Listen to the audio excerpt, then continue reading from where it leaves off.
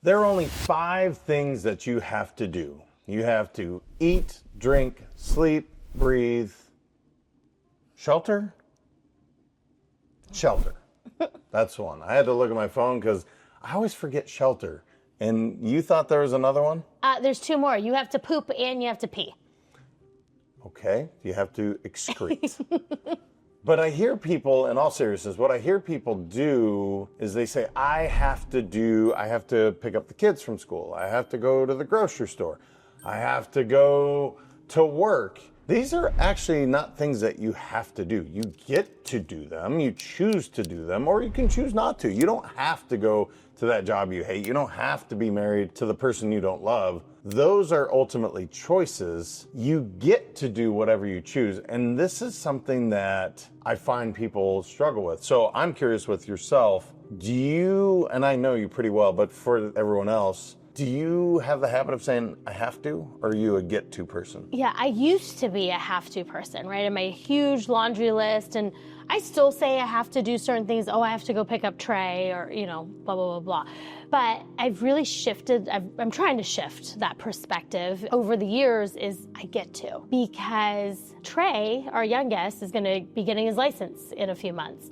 And then I won't have to or get to drive him anymore. And so these are things that we get to do, right? As parents, and there's people out there that may not have kids. They may not get to drive their kids around. And so it's really changing that perspective because it is a choice. Like, I don't have to do anything. I can get you to drive Trey, which I do sometimes, but it's really just a little shift in perspective to make you feel, just appreciate the things that we get to do instead of having to do something. Yeah, the kid thing is a good one to bring up because TJ just turned 19 yesterday, which that's hard to believe. He was just in diapers. I swear he just was. And those running around, I have to be an Uber driver. I want that back. I want all of those moments driving him and all the frustrations. Or I just had Trey on Monday, just literally had to scream at this child to get him to, very bright child, sometimes doesn't put in the work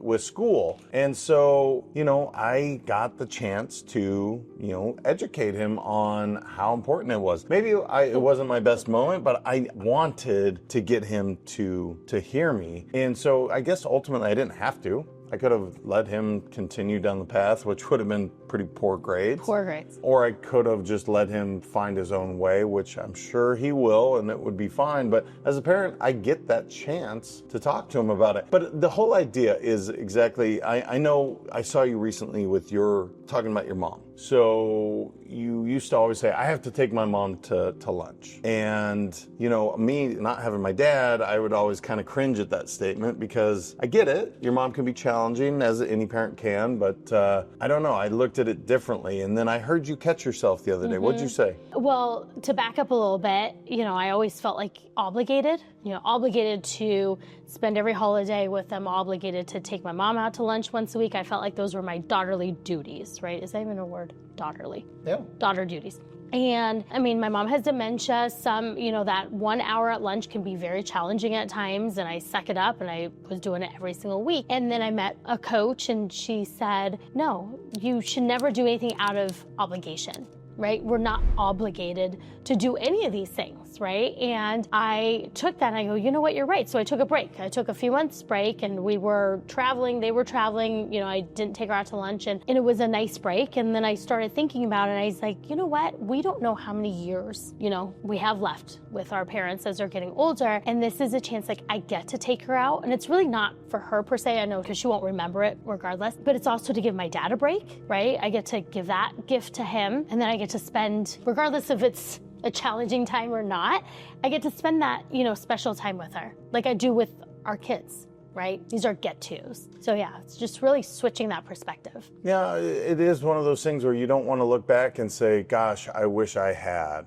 Living in regret is not something that I choose to do. Mm-hmm. I have regrets? Of course. I think of my dad. We didn't go fly fishing in New Zealand or Alaska. Fly fishing was the way we bonded. That and crib and drinking wine, I guess, would be the 3. Did plenty of drinking wine and crib, no question about it. But, some of those trips that I use that word have so much. Sorry, Dad. I have the kids. Sorry, Dad, I have work. Sorry, Dad, I have whatever the thing was, and now he's no longer here. So now I don't get to do that. And I think that's really the lesson here is choose today, choose to be present now. Yes, we have duties and obligations, but ultimately it still is a choice. And it was a choice for me not to take those trips with my dad because of whatever reason or responsibilities that I just mentioned. But ultimately now I have to look back and say, I never got the chance to do it. That was on me. No one else. That is 100% on me, and I don't want people to feel that way. So you get to. That's the entire idea. You choose to.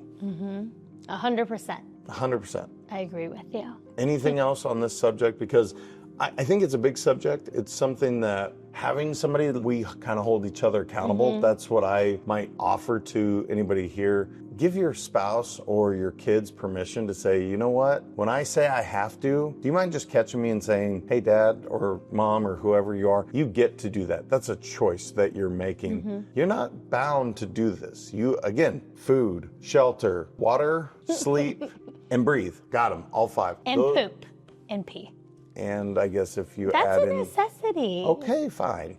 So 5 or 6 things that you absolutely have to do to survive, but the rest of it's a choice. You get to do these things, and I don't want people to look back with regret. So choose wisely. You get to do these things. You don't have to. It is your life. And I guess the plug for self-community, that's what it's all about. You get to focus on yourself. You get to pour into yourself as the best version of you. If people wanted to know more about self-community, where would they go? Yeah, email us at info@letsgowin.com, or you can catch us on all the social media channels.